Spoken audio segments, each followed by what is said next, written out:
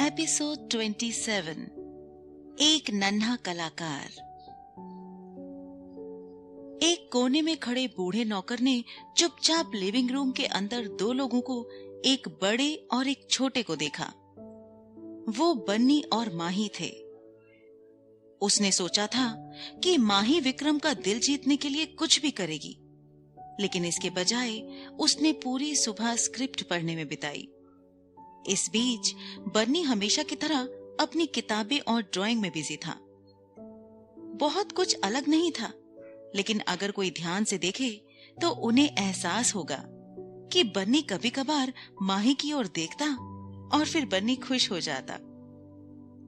जो औरतें बहुत सुंदर होती हैं, वो आसानी से दूसरों को इनसिक्योर महसूस कराती हैं। यही कारण है कि जब बूढ़े नौकर ने पहली बार माही को देखा था तो वो डर गया था कि विक्रम को कहीं धोखा तो नहीं दिया जा रहा है। माही सिर्फ अपना समय काट रही थी। बनी की सौतेली मां बनने के लिए कई लड़कियों की नजर ओबेरॉय फैमिली पर थी। इसलिए जब नौकर ने देखा कि इस लड़की ने सबसे बड़े लड़के का दिल जीत लिया है, दूसरा लड़का इंटरफेयर नहीं कर रहा है और बन्नी भी कुछ नहीं बोल रहा है, तो उन्होंने तय किया कि वो माही पर नजर रखेंगे। ऐसे ही 2 घंटे बीत गए। माही ने अपनी स्क्रिप्ट पर बहुत काम किया था। बन्नी अपनी बनाई हुई ड्राइंग को दिखाने माही के पास आया। माही ने देखने के लिए अपना सिर उठा लिया और हैरान रह गई। ये ड्राइंग तो मेरी है।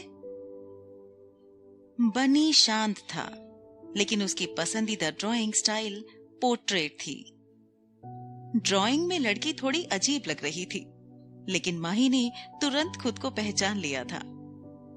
बन्नी को लग रहा था कि माही उसकी ड्राइंग को पसंद नहीं करेगी, पर माही ने कहा, ये बहुत सुंदर है। क्या मैं अपने फोन वॉलपेपर के लिए इसकी पिक्चर ले सकती हूँ?